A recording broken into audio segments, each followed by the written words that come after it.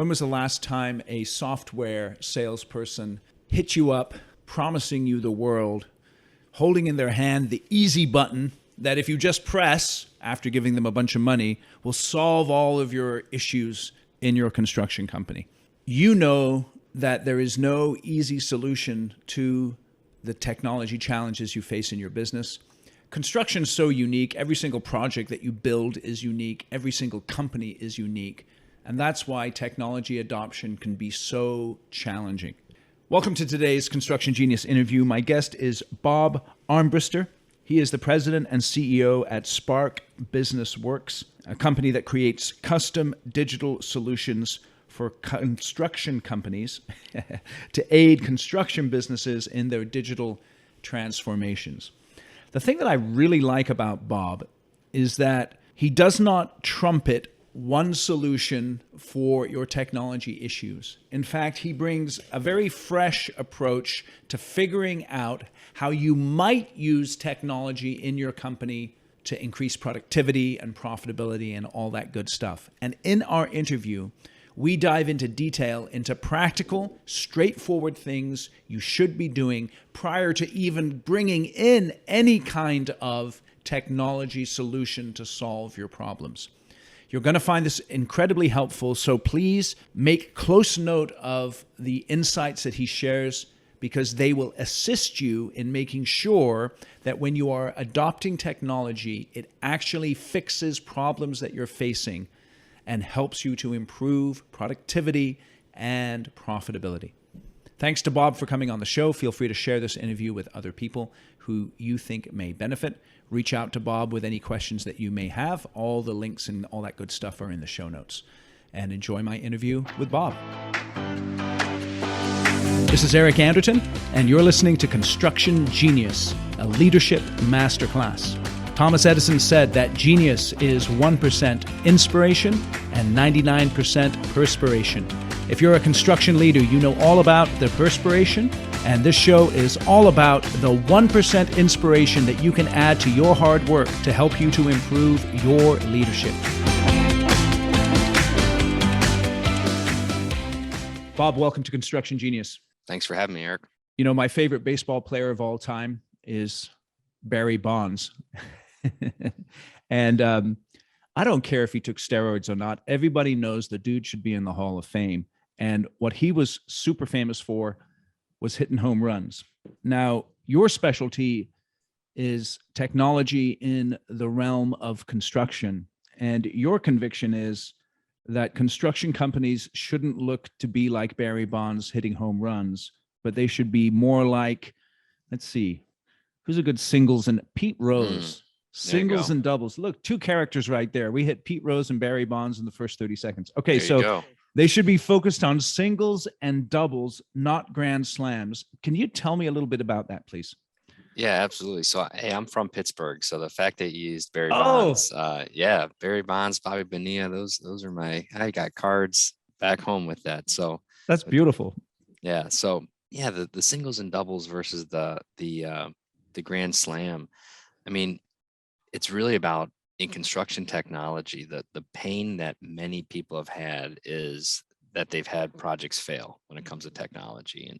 And most of the time it's because they were trying to bite off more than they could chew, something, trying to save time typically. And what we've seen work is cultures that embrace change and innovation more than others. Now, I'm not saying they're like embracing a bunch of it, but cultures and companies that are more adept to change have a better odds of success. And the way that you build those types of cultures and those types of companies is by having small wins, gaining momentum.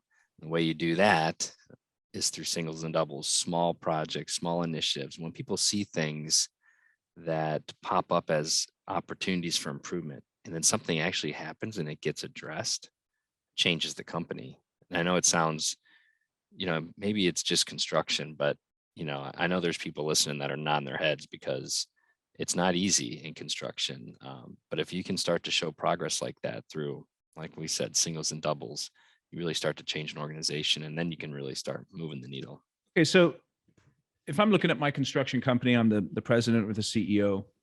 where should I be looking first for those singles and doubles opportunities in terms of technology adoption? That's easy. Ask your team. Ah. Okay. So, you know, getting, making sure your team is comfortable sharing. Right. We do a lot. We do with a lot of clients of ours, we'll ask them, we'll do an exercise called the stop, start, and keep. Right. What are things we should stop doing? What are things we need to start doing? And what are things we got to keep doing? Right. That'll typically expose some, and then, talk to enough people, you're going to get some trends. Most presidents and executives will just turn around in the office and ask those questions. That's a big no-no. You want to be out where the work's getting done. Most of the time we see a lot of challenges because there's a gap between the people using the technology and the needs. And so talking to those end users is what they should be doing. Okay. So the first stop then for the CEO should be the field and see what the guys and gals are doing out there and figure out what the needs are as far as roadblocks they're experiencing. Yep. I mean, assuming that your firm is doing work in the field. Yes. I mean, the people that are closest to the work, they're going to be the ones that'll share the challenges they have. You fix their challenges, your technology adoption challenges are going to go way down. When you're actually doing stuff that makes their lives easier, they're much more adept to getting on board. That's for sure. When you're doing this process of stop, start, and keep, how do you identify an issue that could be addressed by technology as opposed to, let's say, a people issue?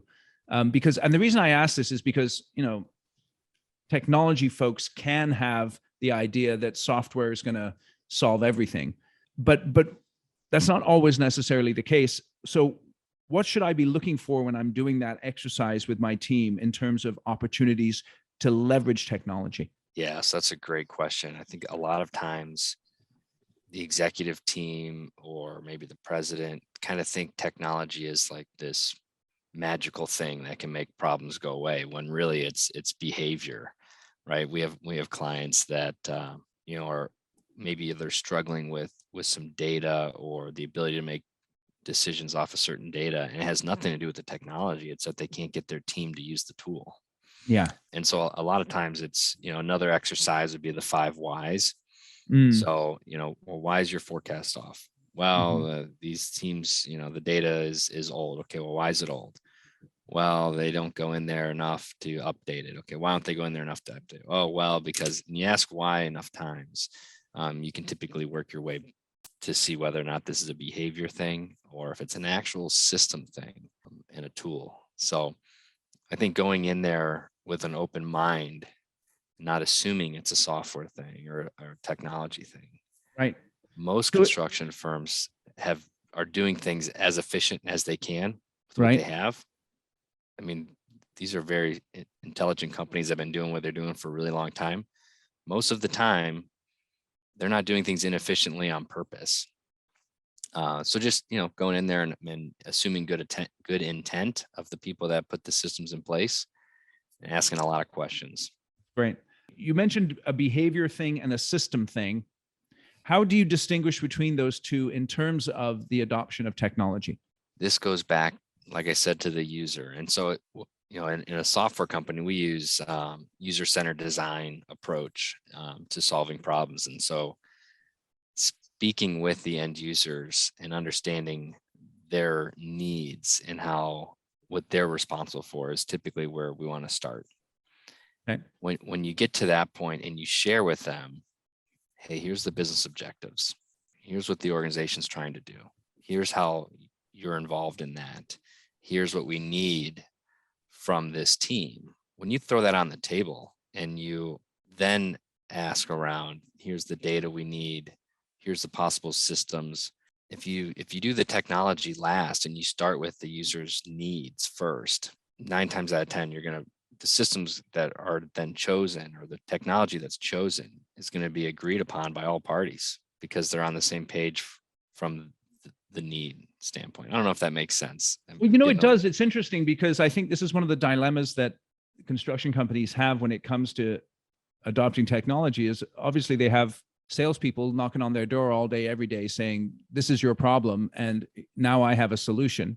But that may not necessarily be a problem, or it may not be a sufficient a problem to go through the pain and agony of adopting a new technology solution, but beginning with the users and getting their pains clearly identified. But what that takes then is it takes a degree of initiative on the part of the leadership in a construction company. And they also, it seems like they need to be kind of agnostic as they're going into those discussions about what technology they're going to use. Absolutely. Yeah. A lot of times what you see is executives or leadership teams say, hey, I was at a conference, I learned about this tool. Yeah, right. Their sales guy says, yeah, it'll connect with all of our systems we already use. It's great. And then they go, okay. And then they show that to the team and say, hey team, I want you to sit in this demo. And basically the decision's been made. Yeah. Versus, hey, let's sit with the team. Here's what we're trying to do. Let's map all this out. And then let's go to market and try to find a solution. So that's, we kind of call that the easy button, right? So clients typically get oversold. And then when they actually roll it out, it's like, oh, well, yeah, we integrated with your accounting system, but we didn't send job cost the way that you do job cost. Right. It doesn't work that way. We do it the way, but we did say it integrated, and you're technically right. It did integrate, but not to the point that our teams need it to integrate. And so I think having executives ask detailed questions around, instead of just saying, does it integrate with X, Y, or Z? It's how does it integrate? Show me. Let me talk to a customer. Find a customer that does job cost our way, or material management, or tool tracking, or those unique things. And it just takes more time and diligence. But you don't have to be a tech savvy person to get it to a point where, no, I need you to explain it to me in layman's terms. I need to see it for myself. Right. I mean, that's it, right? Going back to the analogy of the singles, doubles, and home runs, how do I distinguish between what would be a single and what would be a home run? And what I mean by that is, as a problem surfaced, how do I understand which one to go after first? Because I might find multiple problems when I go into the field and survey folks. Yeah. So starting with what I like to do for our clients that we're helping with these types of things is say, where do you want to be in 5 years? Okay. Are you going to double in size? Are you going to stay the same size? Are you going to triple? I don't see how anyone can make any decisions without the greater context of the organization, especially from a technology standpoint. Now, I don't know if that was the CTO, CIO part of me, but I don't think any good technology decision can be made without that, right? So understanding the big picture and then mapping out, okay, well, if that's where we got to go, then we need a roadmap. Now, it doesn't have to be super complicated. It might just be like, well, it makes sense to do this thing first and then the next thing. Right. So then you kind of get that roadmap figured out. What is the right order that things need to happen in to make it easier and less expensive? And then you break it down even further and say, well, what's the smallest first step? We like to, typically the highest ROI project is going to be the first one, the one with the biggest bang for the buck. And then you typically go down in value from there. And then taking that and saying, how can we just test this thing? How can we make sure that what we're going to implement is going to work? And so finding a small group to then start with. And so instead of rolling it out to 2,000 employees day one, maybe it's, hey, we're going to try it on this one project of 5 people. We're going to learn our lessons. We're going to change it. All right, now let's take it to 2 projects. It's not, that's not the most glamorous thing. That's not what a lot of executives want. They want the easy button. They want something that's going to get rolled out immediately and it's going to be done. But what we've seen is doing it that way is going to, you're going to probably end up in the same place, right? You're going to get systems implemented. They're going to work, but you're going to do it without damaging the culture as much. You're going to do it. It's going to be easier. You're going to learn lessons when they're not as risky and expensive. And it really begins to build a culture of innovation is what we've seen is when teams are listened to, responded with, and things change with their input, you create an environment where this stuff starts going faster. Okay, so you start by getting into the field and asking the end users. And you don't have to necessarily be in the field. You could be talking to your project managers, you could be talking to your accounting, but you're talking to the end users, the people who are dealing with the issues. You're doing a stop, start, keep. When an issue arises, you're taking a deeper dive using something like the 5 whys, and you're framing it in terms of your strategic approach, where you want to be in 5 years from now. So when I think of technology adoption, I think of dominoes many times. If I do this, then this will happen, et cetera, et cetera. Yep. And you were Yeah. talking about the highest ROI. Is the highest ROI always the first domino? Or what if it's like the fourth domino, but I need to do other stuff first before I get to the highest ROI? Does that ever happen? Yeah, it does. Really depends on the client. And I think that's another misconception, is that technology just needs to be this giant bucket of wasteful spending or Right. stuff. We have clients that will say, we're not doing anything that doesn't pay for itself in 12 months. Okay. And having some of those, I call them innovative kind of innovation principles for an organization. So an example might be, hey, it's gotta pay for itself in 12 months is one principle we see that's often implemented. And then another one might be, we've seen some firms do this, and they've had great success by saying, we're not going to do anything that doesn't improve the life of the field employee. Okay. And we've got a client that has those two as principles. And I mean, that changes everything. The amount of stuff that gets wiped off people's plates as not necessities when you have principles like that. Yeah. Amazing. They're not going to do anything that doesn't improve the field employee. So a project comes up, hey, executive, we want to do this thing. Well, how's it help the field? Now, Oh, why okay. is it that they have that focus on the field? It's their focus, and their culture is about that employee engagement. The employee is the center point. They're the face of the company. They want to make their lives easier. They do that for all sorts of reasons, right? Employee retention, customer satisfaction. I mean, every other reason in the world, right? So having some of those principles helps them just cut through the noise, and they focus on stuff that makes sense. And the field teams love it. Employees love it. Their lives are getting easier through the technology that's getting implemented. And that's not hard to do when you have principles like that. Yeah. What I think of is that, as a construction company, that my money is made in the field. If I don't do what I'm supposed to do in the field, then I either don't make money or I lose money. Yep. Now, I want to go back to this 12 months thing, because I think I can just picture what happens, right? You get the enterprise solution coming in with this 3-4 year timeline, and you've got a bunch of money dumped in, and the salespeople are saying, well, that's just the way it goes, because this is what's got to happen in order for us to get this implemented. But this 12-month time frame, why 12 months?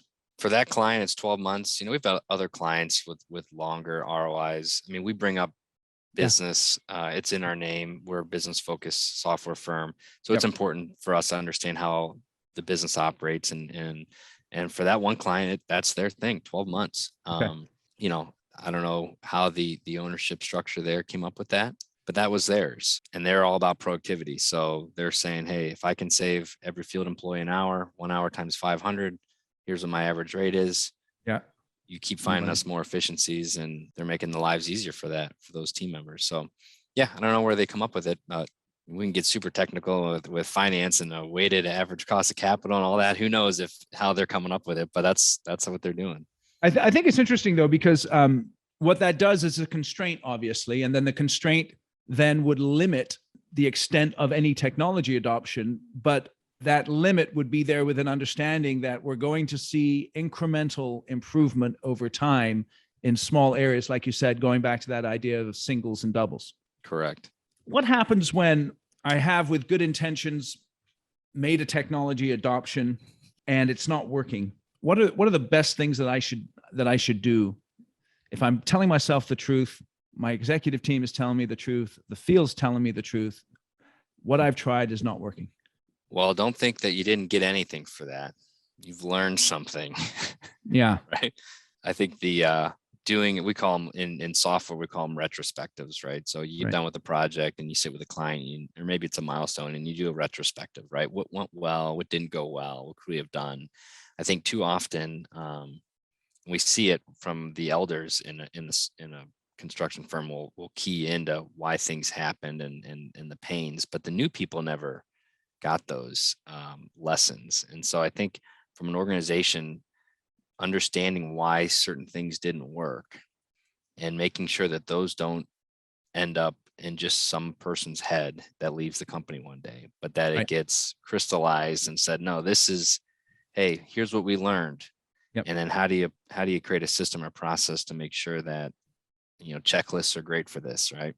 Yep. How do you make, we've seen firms where just the HR team isn't talking to the IT team, and someone's buying a piece of software that isn't going to integrate with something else. And so all they had to do was talk. And so a checklist that says before you do something, you're going to meet with these department heads, or you're going to meet with the field, right? You're going to make sure it has an ROI. You're going to do the business case. What's the total cost of ownership here?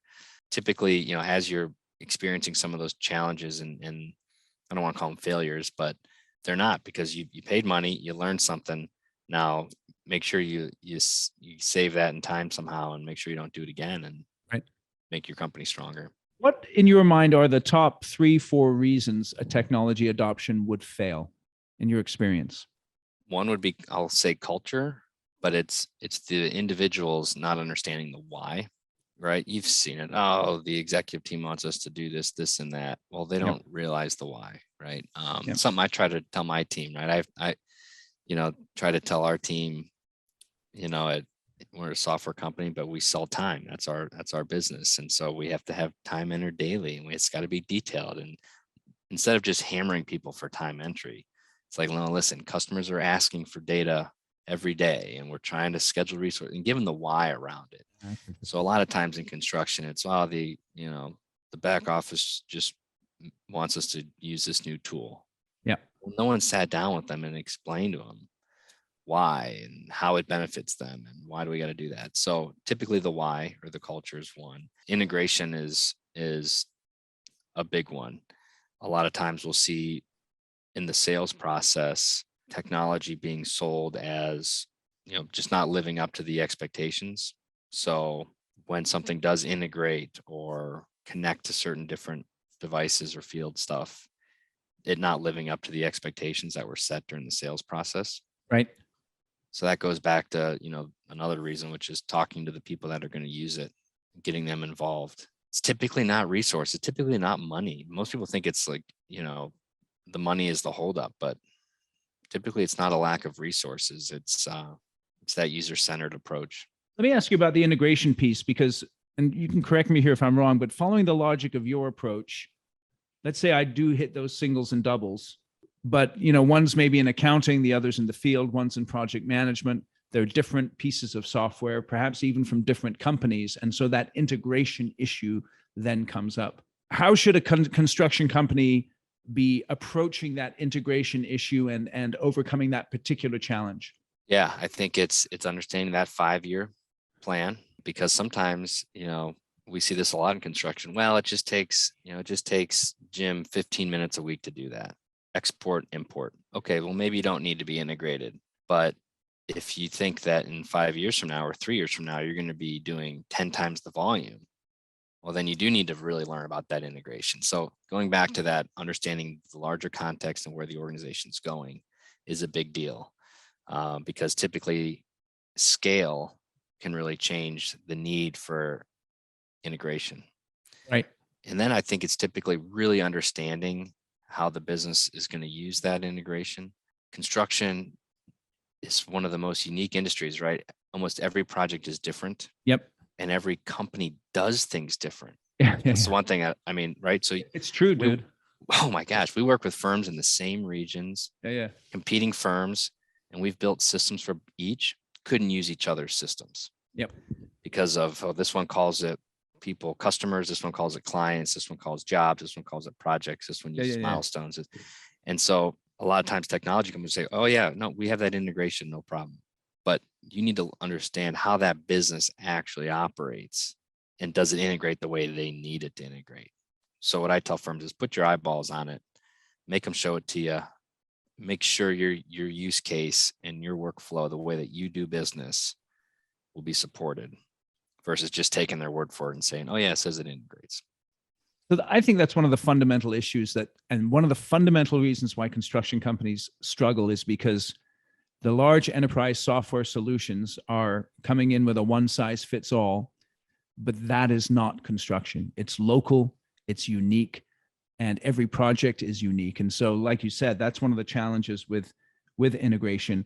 So based on my strategic plan, let's say I've got a 5-year plan of growth. If I'm doing a technology adoption that is a single, and I know it's going to need to be integrated, I should be really talking to the providers of that solution about the integration ability, so to speak, of that piece. I should really be dialed in on that from the beginning. Otherwise, I'm going to come across some failure when the growth occurs. Am I hearing that right? Yep, exactly. Really understanding that is key. Yeah. So then let's say I'm a president, CEO, I'm in my 50s, 60s. You know, let's say I'm a Gen Xer or a baby boomer. So I was born without the internet, but I'm relatively comfortable with it. I'm relatively comfortable with technology, but at the end of the day, you know what I want to be doing is I want to be getting belly to belly with my customers, selling work, maybe developing my people. Technology is not my gig. I know I need it, but it's still kind of a black box for me. How involved do I need to be in the whole process that you've been describing so far? It's a great question. I think that regardless of your age or technology background, you should be able to go to the field, the people that are out there with the customers, and say, how's that new tool working? Is it making your life easier? What could be improved?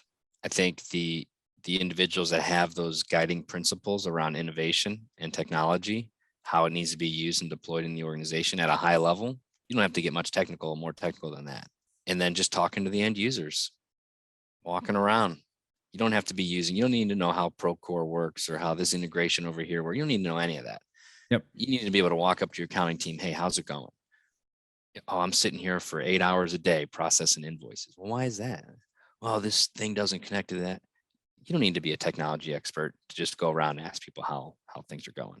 Right. I appreciate that. Okay. So I want to get started with this process. I know that there's opportunities for leverage that I'm not taking advantage of. Perhaps I do have an idea of where I want to be in a few years' time. What are 2 or 3 action items the president or the CEO of a construction company should take in order to begin this journey, or perhaps restart the journey of looking into technologies that could help the business? Yeah. So if you already have that 5-year plan or whatever time frame you want, yep. Next would be the metrics that you want to track. Mm. A lot of times those are left out. And so you don't have success defined for the team you put in charge of it. Very stressful for the team. Tell me what you mean by that, then just a little more on the metrics. Yeah. So a lot of times, you'll have, executives in construction say, we need to replace our accounting system. Right. Or, we need to adopt blank, or we need to improve this.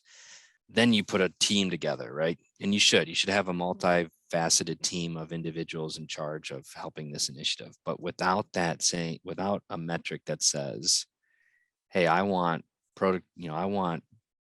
productivity per person to increase by this much, or having some type of success metric. Because what happens is a lot of times those teams will flounder because the executive or the leadership team hasn't provided what success looks like. So your 5-year plan, what you need to do to get there, and maybe it has something to do with billable time percentage or waste, or what it is, profit per employee, or whatever the metric is. Then you put the team in charge and say, okay, hey team, here's what we're trying to do. Here's what success looks like. And maybe it's a few different things. Maybe it's a metric, maybe it's a customer, maybe it's an employee satisfaction survey. Maybe there's a few different things in there, right? So there's your success. And then you get that team that is a diverse group of individuals, young, old, field, office, tech savvy, non-tech savvy. We want the least tech savvy people in those meetings too, right? We want the people that walk by a computer screen and it gets all, staticky, like everything breaks whenever they touch it. We want those people involved in those teams, right? The ones that'll tell you every reason why something won't work. You typically most people will avoid those types of individuals when rolling out technology. No, get them involved from day one, make them part of the solution. Mm-hmm. Because when this thing rolls out, they're going to be a cheerleader. Mm-hmm. Because they can't, speak negatively about something they were involved in. Right. So then you get that group together and then tell them singles and doubles. There's the framework. That's great. So then you would task the team with those conversations with the end users, with surfacing those issues that might be able to be addressed. Yep. And you see how I didn't mention any solution. Yeah. Yeah. Nothing. No technology should be talked about yet. Yeah. Because you might get that group together and they find out that it's a behavior thing, accountability thing, Yep. or it's a process thing. So you don't start with I want to replace the back office accounting system. You would say, hey, our productivity, our office staff is we have too many whatever team members per field members or whatever your thing is, right? Yep. And figure it out then, and then technology may be a solution, but you don't start there. Okay, so you begin with your plan, you identify those metrics, you put together that diverse team, and then you task them with finding out the issues that may be addressed by technology, but you may find out that they're not addressed by technology. That's excellent. Okay, so we're talking a lot about finding specific issues. Tell me a little bit more about what your company does in terms of working with construction companies. Yeah, so we are a custom software and design company, and we were spun out of a construction firm. So I had a software company. One of my customers was a construction firm. They saw what we were doing and said, "Oh my gosh, this industry needs this." And that was 5 years ago. And so we've grown to almost 50 team members. And what we do is we help construction firms become more efficient, more productive, and more profitable. And what we do is build custom tools that will interface with their big systems. Yeah. That help them become more efficient. So we don't build accounting systems and we don't build Procores of the world. What we do is we embed ourselves with a company on a several year engagement to produce positive ROI returns, right? We want to pay for ourselves through efficiency gains and growth. And we will help streamline all the stuff that goes on around those big systems in an organization. So maybe it's a field mobile app to help team members in the field. Maybe it's a scheduling tool that interfaces with all their other systems, material management. Maybe it's a GIS tool. It all depends on the needs of the customer. So we don't go in there trying to pitch a certain technology. We go in there, understand about their business, what they're trying to achieve, and then we help them get there. With that in mind, who would you say are who's your ideal client? Yeah, our ideal client are privately owned, small, medium-sized construction firms. Maybe some of the private equity owned firms that are maybe just acquired and are now pressured into some massive growth. Those are typically our clients are over 100 employees. Sometimes they're smaller than that, but some maybe have a few IT people. Maybe they don't have a CIO yet. And so we kind of call it that messy middle. They're too small to be big. So they don't have these huge resources and huge development teams, but they're too big to be small and just use the tools that are off the shelf. We call it the messy middle. And there's a lot of efficiency to gain there. And they're typically growing. And the systems that got them where they're at today aren't going to get them to the next stage. And so they're kind of looking for that opportunity. And do you guys position yourself as somewhat of a like an outsourced sort of CTO department, or am I hearing that right? Or yeah, sometimes we'll play that role. A lot of times, we'll partner with certain groups that do that, and then we execute the effort for them. So there's typically a strategic play. Sometimes the executive team already can make those decisions and see that. Sometimes we're playing that role, but it really kind of depends on the client. Sure. And how can folks get in touch with you, Bob? Yes, you can find us on the web, sparkbusinessworks.com. Mm-hmm. You can also find me on LinkedIn, so linkedin.com/Bob Armbrister. We share a ton of free content around construction technology. This is our thing. We love it.